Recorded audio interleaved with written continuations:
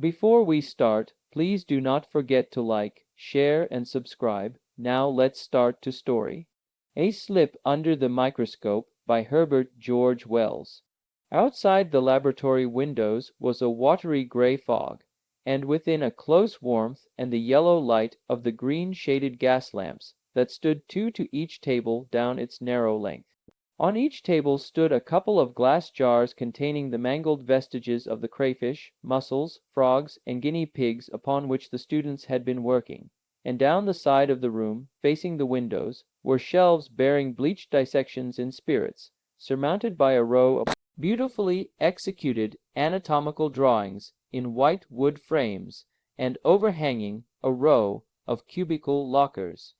All the doors of the laboratory were paneled with blackboard, and on these were the half-erased diagrams of the previous day's work. The laboratory was empty, save for the demonstrator, who sat near the preparation room door, and silent, save for a low, continuous murmur and the clicking of the rocker microtome at which he was working.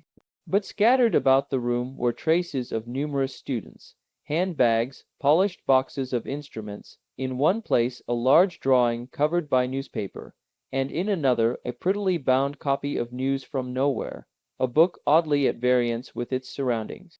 These things had been put down hastily as the students had arrived and hurried at once to secure their seats in the adjacent lecture theater. Deadened by the closed door, the measured accents of the professor sounded as a featureless muttering. Presently, faint through the closed windows came the sound of the oratory clock striking the hour of 11. The clicking of the microtome ceased, and the demonstrator looked at his watch, rose, thrust his hands into his pockets, and walked slowly down the laboratory towards the lecture theater door. He stood listening for a moment, and then his eye fell on the little volume by William Morris. He picked it up, glanced at the title, smiled, opened it, looked at the name on the fly-leaf, ran the leaves through with his hand, and put it down. Almost immediately the even murmur of the lecturer ceased. There was a sudden burst of pencils rattling on the desks in the lecture theater, a stirring, a scraping of feet, and a number of voices speaking together. Then a firm footfall approached the door, which began to open, and stood ajar, as some indistinctly heard question arrested the newcomer. The demonstrator turned, walked slowly back past the microtome, and left the laboratory by the preparation room door. As he did so, first one, and then several students carrying notebooks entered the laboratory from the lecture theater, and distributed themselves among the little tables, or stood in a group about the doorway. They were an exceptionally heterogeneous assembly, for while Oxford and Cambridge still recoil from the blushing prospect of mixed classes, the College of Science anticipated America in the matter years ago. Mixed socially, too, for the prestige of the college is high, and its scholarships, free of any age limit, dredge deeper even than do those of the Scotch universities. The class numbered 21, but some remained in the theater questioning the professor, copying the blackboard diagrams before they were washed off, or examining the special specimens he had produced to illustrate the day's teaching. Of the 9 who had come into the laboratory, 3 were girls, one of whom, a little fair woman, wearing spectacles and dressed in grayish-green, was peering out of the window at the fog, while the other 2, both wholesome-looking, plain-faced schoolgirls, unrolled and put on the brown holland aprons they wore while dissecting. Of the men, 2 went down the laboratory to their places, one a pallid, dark-bearded man, who had once been a tailor, the other a pleasant-featured, ruddy young man of 20, dressed in a well-fitting brown suit, young Wedderburn, the son of Wedderburn, the eye specialist. The others formed a little knot near the theater door. One of these, a dwarfed, spectacled figure with a hunchback, sat on a bent woodstool. 2 others, one a short, dark youngster, and the other a flaxen-haired, reddish-complexioned young man, stood leaning side by side against the slate sink, while the 4th stood facing them, and maintained the larger share of the conversation. This last person was named Hill. He was a sturdily built young fellow, of the same age as Wedderburn. He had a white face, dark gray eyes, hair of an indeterminate color, and prominent, irregular features. He talked rather louder than was needful, and thrust his hands deeply into his pockets. His collar was frayed and blue with the starch of a careless laundress. His clothes were evidently ready-made, and there was a patch on the side of his boot near the toe. And as he talked or listened to the others, he glanced now and again towards the lecture theatre door. They were discussing the depressing peroration of the lecture they had just heard. The last lecture it was in the introductory course in zoology. From ovum to ovum is the goal of the higher vertebrata, the lecturer had said in his melancholy tones, and so had neatly rounded off the sketch of comparative anatomy he had been developing. The spectacled hunchback had repeated it, with noisy appreciation, had tossed it towards the fair-haired student with an evident provocation, and had started one of these vague, rambling discussions on generalities, so unaccountably dear to the student mind all the world over. "That is our goal, perhaps I admit it, as far as science goes," said the fair-haired student, rising to the challenge. "But there are things above science." "Science," said Hill confidently, "is systematic knowledge. Ideas that do not come into the system must anyhow be loose ideas." He was not quite sure whether that was a clever saying or a fatuity until his hearers took it seriously. "The thing I cannot understand," said the hunchback at large, "is whether Hill is a materialist or not." "There is one thing above matter," said Hill promptly, feeling he had a better thing this time, aware, too, of some one in the doorway behind him, and raising his voice a trifle for her benefit, "and that is, the delusion that there is something above matter." "So we have your gospel at last," said the fair student. "It's all a delusion, is it? All our aspirations to lead something more than dogs' lives, all our work for anything beyond ourselves. But see how inconsistent you are. Your socialism, for instance. Why do you trouble about the interests of the race? Why do you concern yourself about the beggar in the gutter? Why are you bothering yourself to lend that book?" He indicated William Morris by a movement of the head to everyone in the lab. "Girl," said the hunchback indistinctly, and glanced guiltily over his shoulder. The girl in brown, with the brown eyes, had come into the laboratory, and stood on the other side of the table behind him, with her rolled-up apron in one hand, looking over her shoulder, listening to the discussion.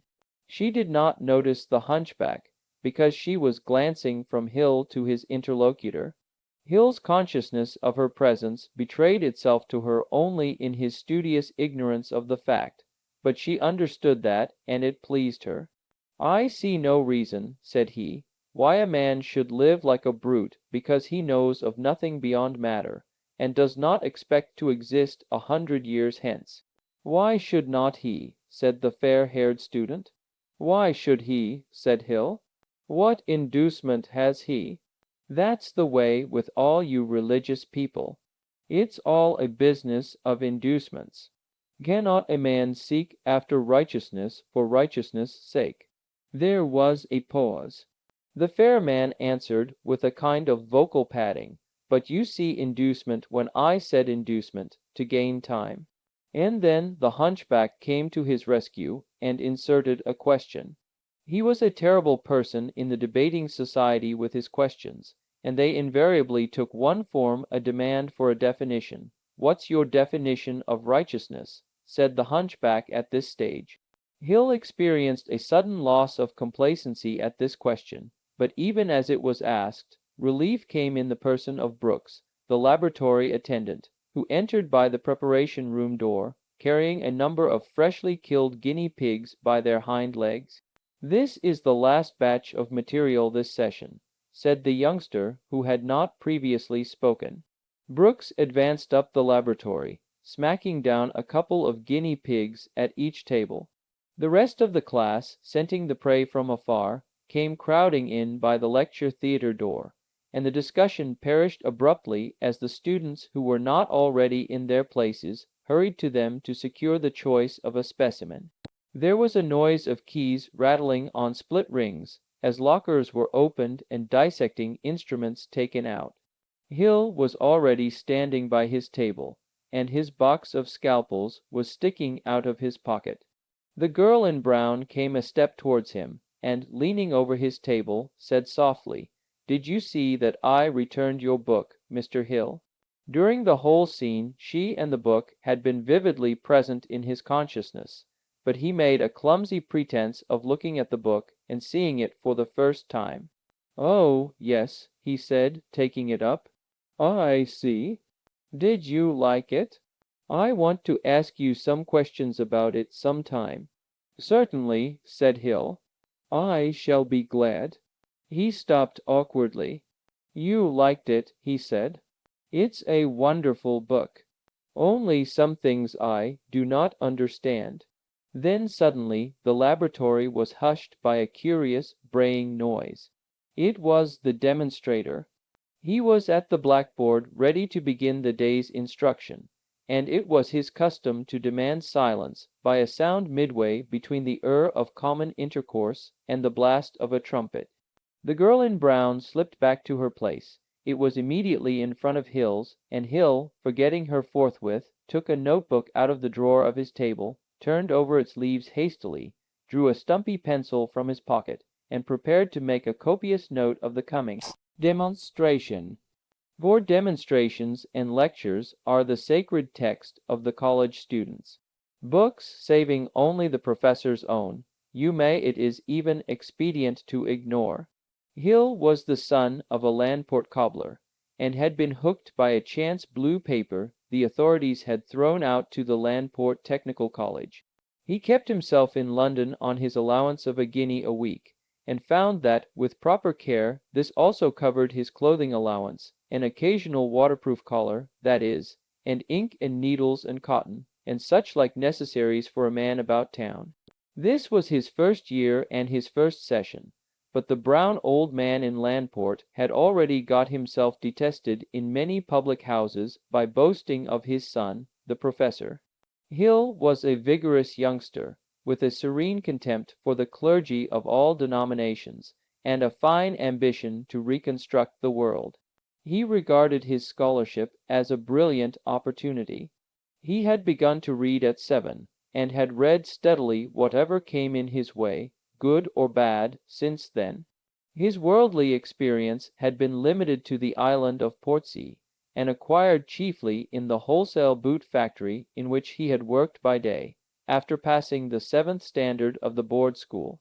He had a considerable gift of speech, as the college debating society, which met amidst the crushing machines and mine models in the metallurgical theater downstairs, already recognized by a violent battering of desks whenever he rose.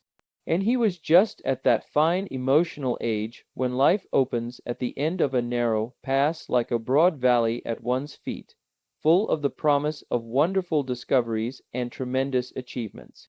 And his own limitations, save that he knew neither Latin nor French, were all unknown to him.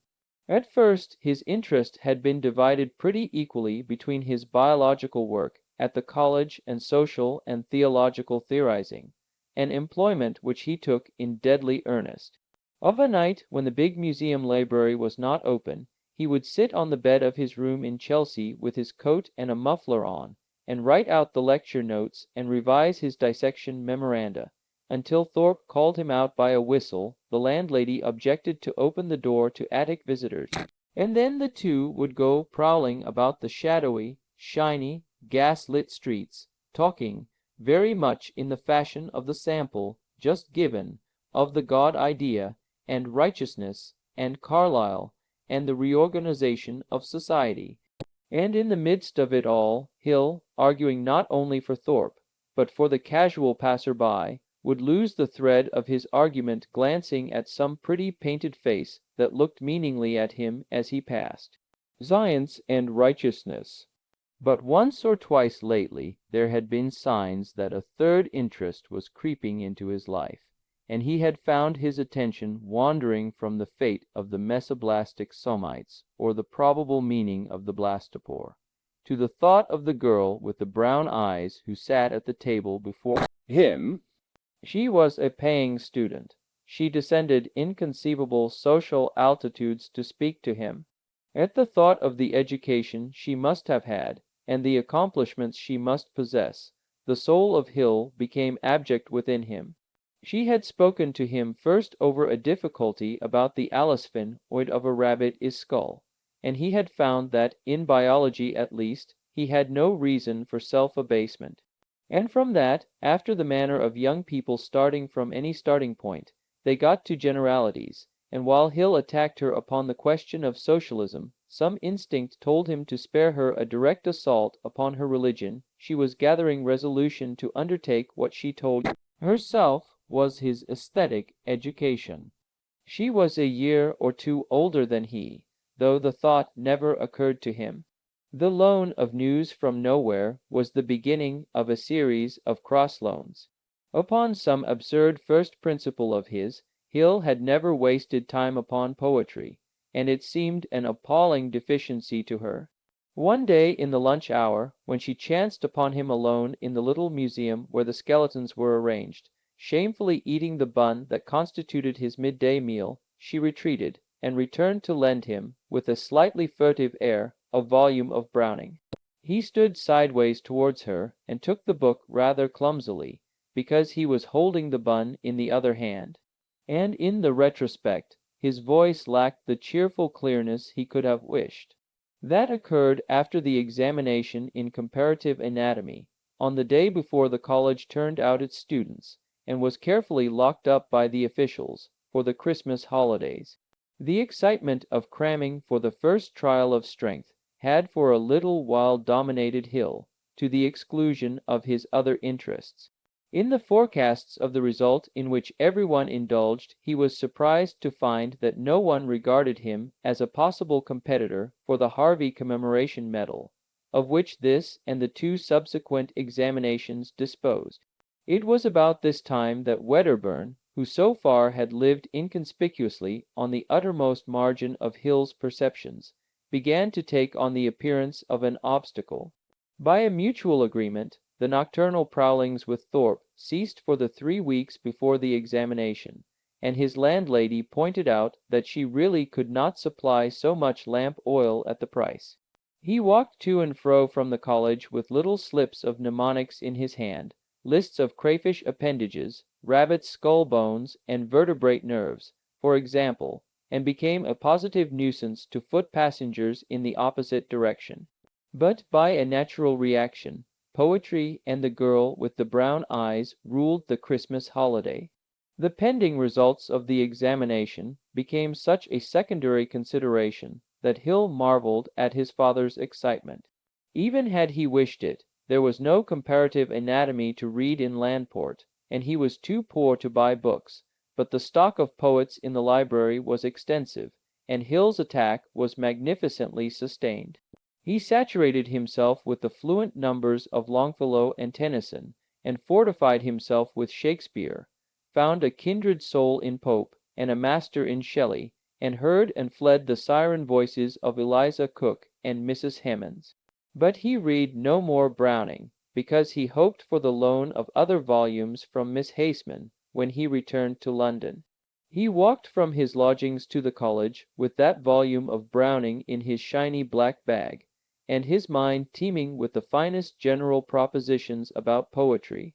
Indeed, he framed first this little speech, and then that with which to grace the return. The morning was an exceptionally pleasant one for London. There was a clear, hard frost and undeniable blue in the sky. A thin haze softened every outline, and warm shafts of sunlight struck between the house blocks and turned the sunny side of the street to amber and gold.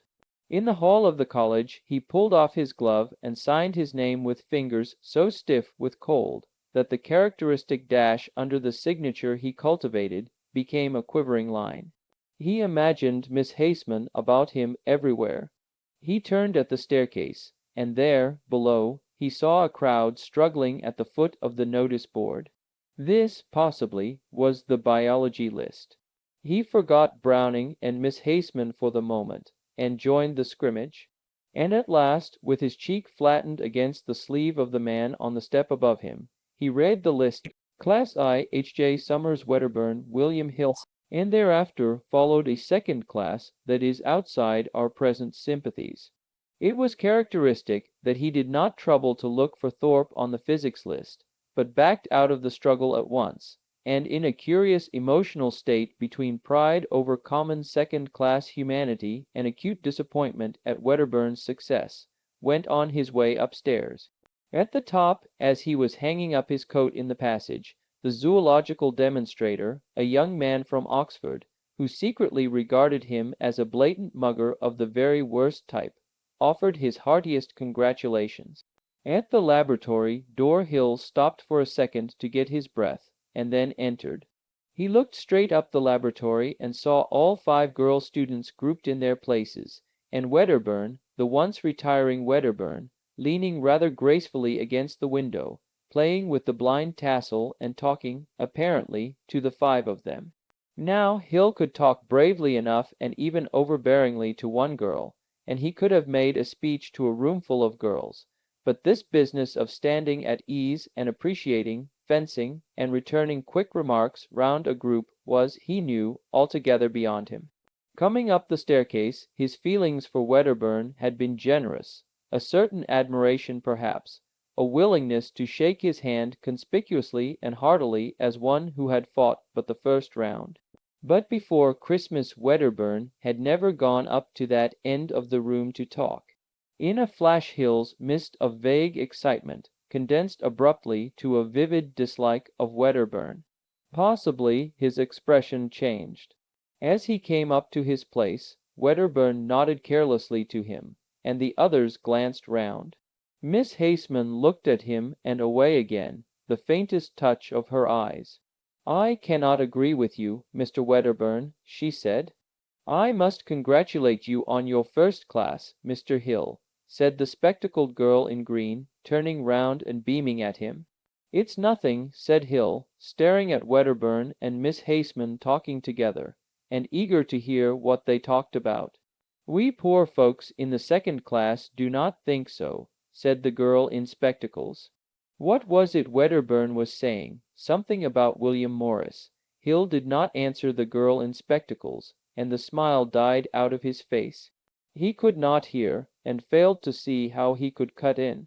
Confound Wedderburn! He sat down, opened his bag, hesitated whether to return the volume of Browning forthwith, in the sight of all, and instead drew out his new notebooks for the short course in elementary botany that was now beginning, and which would terminate in February. As he did so, a fat, heavy man, with a white face and pale gray eyes binden, the professor of botany, who came up from Kew for January and February, came in by the lecture theatre door and passed, rubbing his hands together and smiling, in silent affability down the laboratory. In the subsequent 6 weeks, Hill experienced some very rapid and curiously complex emotional developments. For the most part he had Wedderburn in focus, a fact that Miss Haseman never suspected.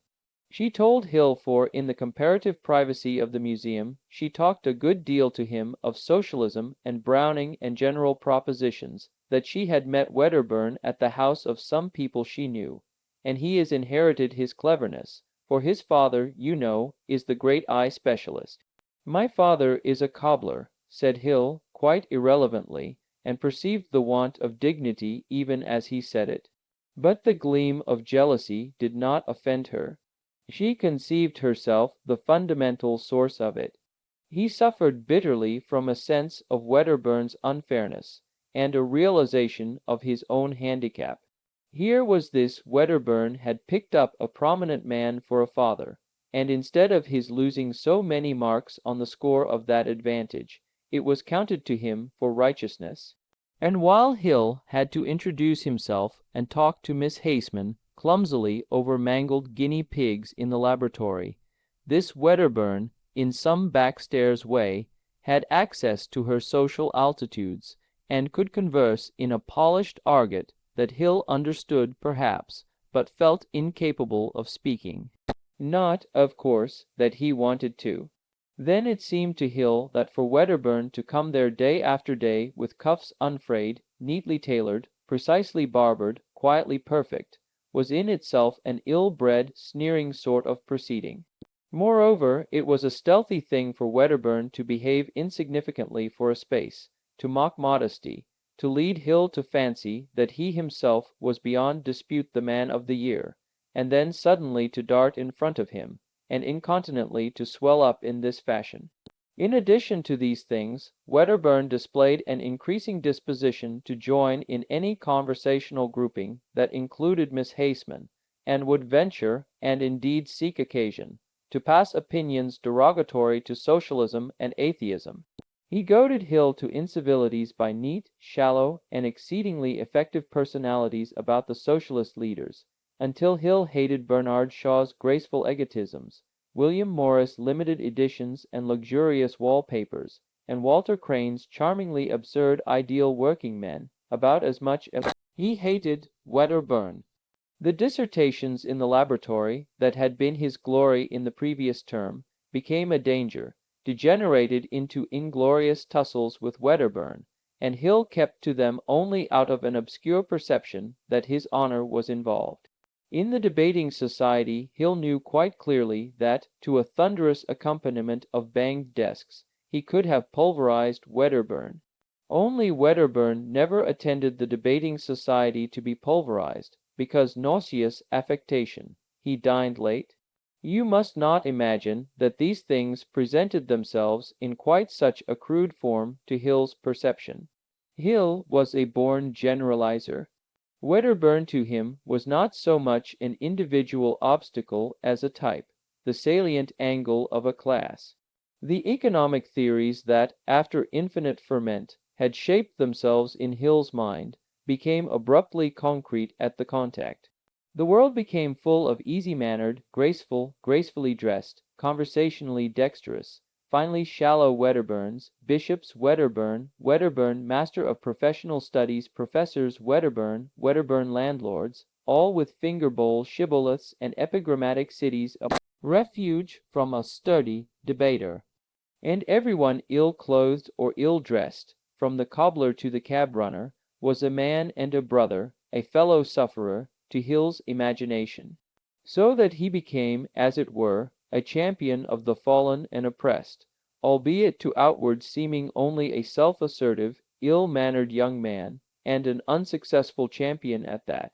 Again and again, a skirmish over the afternoon tea that the girl students had inaugurated left Hill with flushed cheeks and a tattered temper, and the debating society noticed a new quality of sarcastic bitterness in his speeches.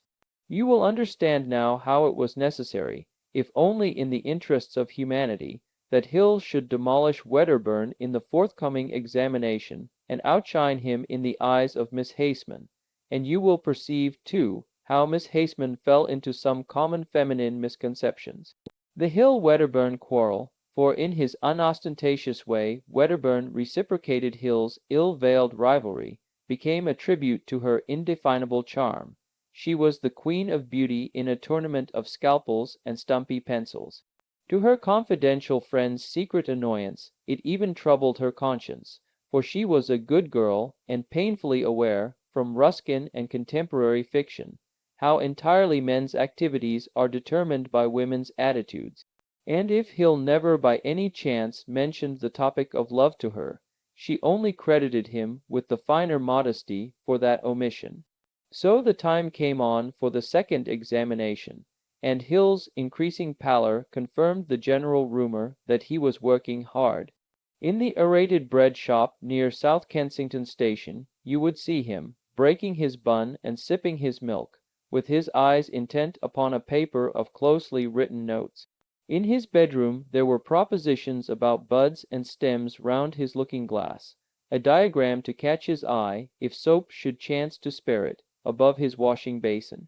He missed several meetings of the debating society, but he found the chance encounters with Miss Haseman in the spacious ways of the adjacent art museum, or in the little museum at the top of the college, or in the college corridors, more frequent and very restful.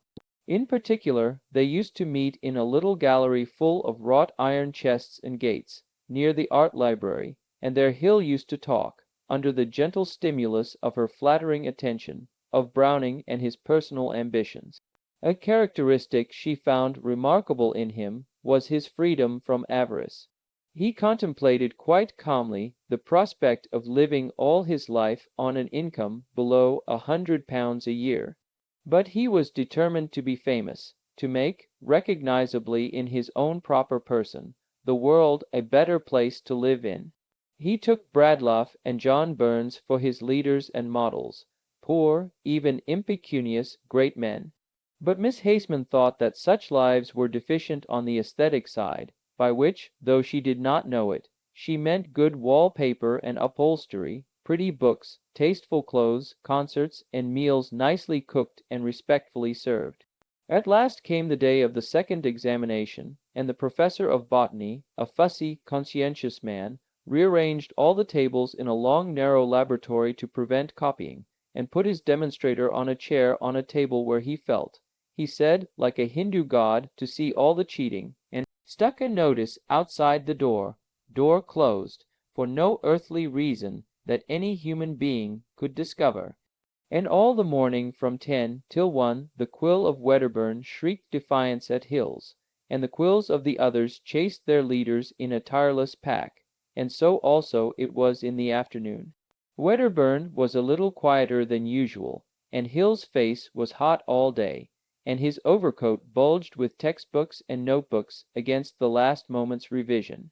And the next day, in the morning and in the afternoon, was the practical examination, when sections had to be cut and slides identified. In the morning Hill was depressed because he knew he had cut a thick section, and in the afternoon came the mysterious slip. It was just the kind of thing that the botanical professor was always doing. Like the income tax, it offered a premium to the cheat. It was a preparation under the microscope, a little glass slip, held in its place on the stage of the instrument by light steel clips, and the inscription set forth that the slip was not to be moved. Each student was to go and turn to it, sketch it, write in his book of answers what he considered it to be, and return to his place. Now, to move such a slip is a thing one can do by a chance movement of the finger, and in a fraction of a second. The professor's reason for decreeing that the slip should not be moved depended on the fact that the object he wanted identified was characteristic of a certain tree stem. In the position in which it was placed, it was a difficult thing to recognize, but once the slip was moved so as to bring other parts of the preparation into view, its nature was obvious enough. Hill came to this, flushed from a contest with staining reagents, sat down on the little stool before the microscope, turned the mirror to get the best light, and then, out of sheer habit, shifted the slips. At once he remembered the prohibition, and, with an almost continuous motion of his hands, moved it back, and sat paralyzed with astonishment at his action. Then, slowly, he turned his head. The professor was out of the room. The demonstrator sat aloft on his impromptu rostrum, reading the Quarterly Journal of Microscopical Science. The rest of the examinees were busy, and with their backs to him. Should he own up to the accident now? He knew quite clearly what the thing was. It was a lenticel, a characteristic preparation from the elder tree.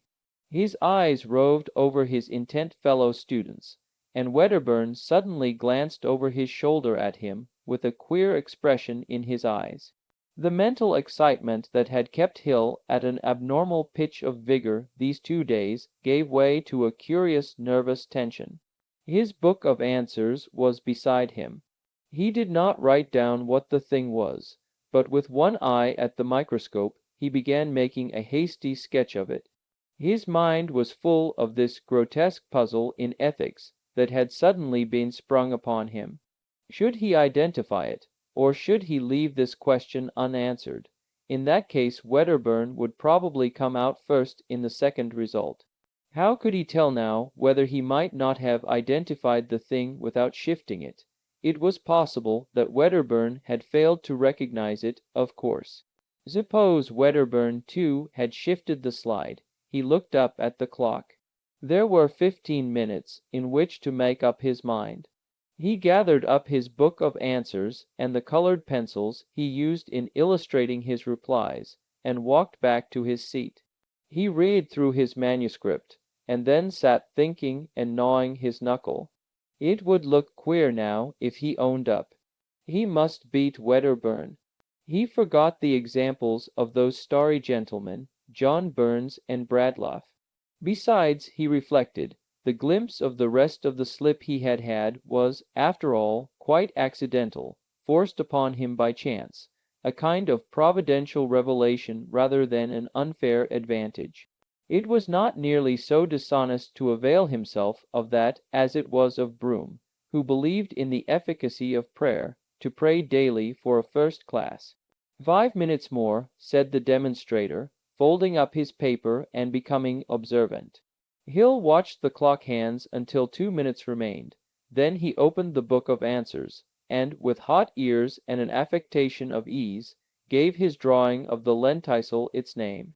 When the second pass list appeared, the previous positions of Wedderburn and Hill were reversed, and the spectacled girl in green, who knew the demonstrator in private life where he was practically human, said that in the result of the two examinations taken together Hill had the advantage of mark 167 to 166 out of a possible 200. Everyone admired Hill in a way, though the suspicion of mugging clung to him. But Hill was to find congratulations, and Miss Haseman's enhanced opinion of him, and even the decided decline in the crest of Wedderburn, tainted by an unhappy memory. He felt a remarkable access of energy at first, and the note of a democracy marching to triumph returned to his debating society speeches. He worked at his comparative anatomy with tremendous zeal and effect, and he went on with his aesthetic education. But through it all, a vivid little picture was continually coming before his mind's eye, of a sneakish person manipulating a slide. No human being had witnessed the act, and he was cock sure that no higher power existed to see it, but for all that it worried him. Memories are not dead things but alive. They dwindle in disuse, but they harden and develop in all sorts of queer ways if they are being continually fretted. Curiously enough, though at the time he perceived clearly that the shifting was accidental, as the days wore on, his memory became confused about it, until at last he was not sure, although he assured himself that he was sure whether the movement had been absolutely involuntary. Then it is possible that Hill's dietary was conducive to morbid conscientiousness. A breakfast frequently eaten in a hurry, a midday bun, and at such hours after 5 as chanced to be convenient, such meat as his means determined, usually in a chop house in a back street off the Brompton Road. Occasionally he treated himself to threepenny or ninepenny classics, and they usually represented a suppression of potatoes or chops. It is indisputable that outbreaks of self-abasement and emotional revival have a distinct relation to periods of scarcity. But apart from this influence on the feelings, there was in Hill a distinct aversion to falsity that the blasphemous Landport cobbler had inculcated by strap and tongue from his earliest years. Of one fact about professed atheists I am convinced. They usually are fools, void of subtlety, revilers of holy institutions, brutal speakers, and mischievous knaves, but they lie with difficulty.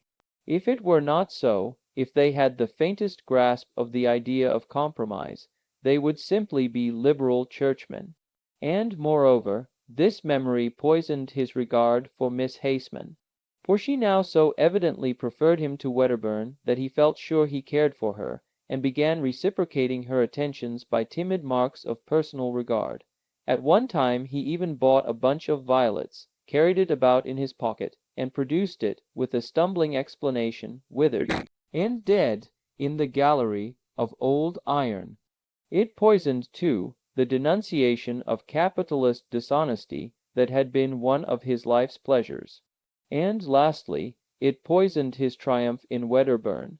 Previously he had been Wedderburn's superior in his own eyes, and had raged simply at a want of recognition. Now he began to fret at the darker suspicion of positive inferiority. He fancied he found justifications for his position in Browning, but they vanished on analysis. At last moved, curiously enough, by exactly the same motive forces that had resulted in his dishonesty, he went to Professor Bindon, and made a clean breast of the whole affair. As Hill was a paid student, Professor Bindon did not ask him to sit down, and he stood before the professor's desk as he made his confession. "It's a curious story," said Professor Bindon, slowly realizing how the thing reflected on himself, and then letting his anger rise, "a most remarkable story. I cannot understand your doing it, and I cannot understand this avowal. You're a type of student Cambridge men would never dream I suppose I ought to have thought, why did you cheat?" "I did not cheat," said Hill. "But you have just been telling me you did." "I thought I explained. Either you cheated or you did not cheat. I said my motion was involuntary. I am not a metaphysician. I am a servant of science of fact. You were told not to move the slip. You did move the slip. If that is not cheating."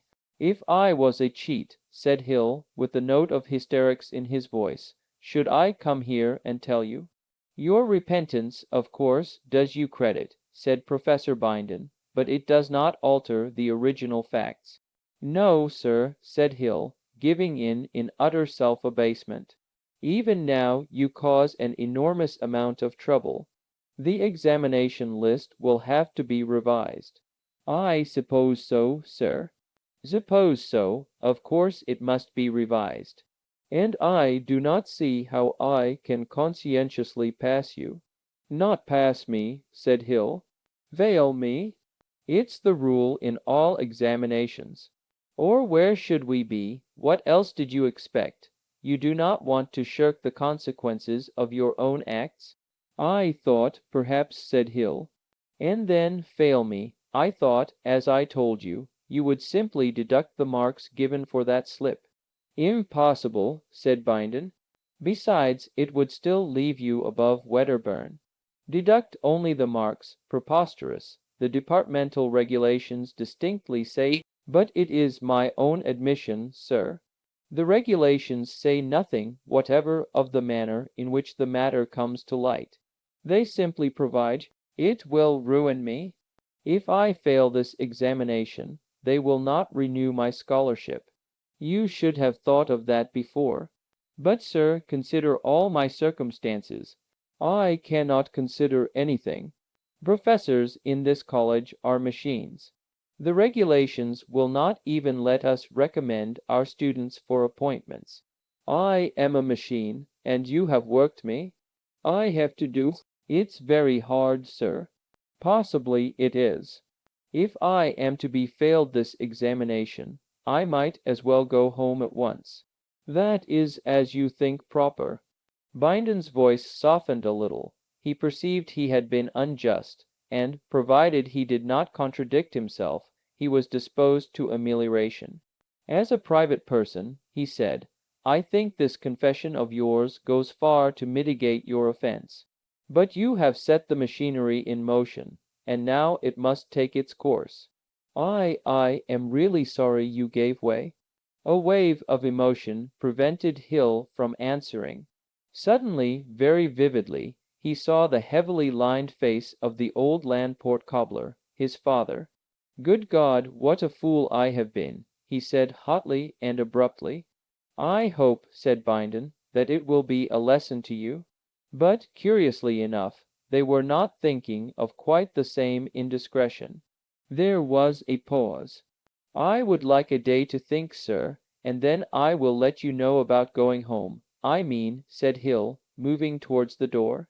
The next day Hill's place was vacant. The spectacled girl in green was, as usual, first with the news. Wedderburn and Miss Haseman were talking of a performance of the Meistersingers when she came up to them. "Have you heard?" she said. "Heard what?" "There was cheating in the examination." "Cheating?" said Wedderburn, with his face suddenly hot. "How?" "That slide moved never." "It was." That slide that we were not to move. Nonsense, said Wedderburn. Why, how could they find out? Who do they say? It was Mr. Hill. Hill? Mr. Hill? Surely not the immaculate Hill, said Wedderburn, recovering. I do not believe it, said Miss Haseman. How do you know? I did not, said the girl in spectacles. But I know it now for a fact. Mr. Hill went and confessed to Professor Bindon himself.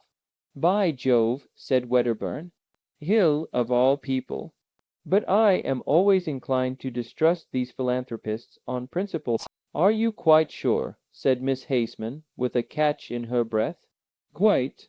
It's dreadful, is not it? But you know, what can you expect? His father is a cobbler.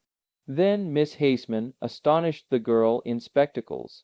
I do not care. I will not believe it, she said, flushing darkly under her warm-tinted skin. I will not believe it until he has told me so himself face to face.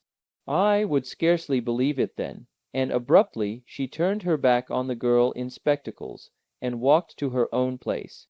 It's true, all the same, said the girl in spectacles, peering and smiling at Wedderburn. But Wedderburn did not answer her. She was indeed one of those people who seem destined to make unanswered remarks.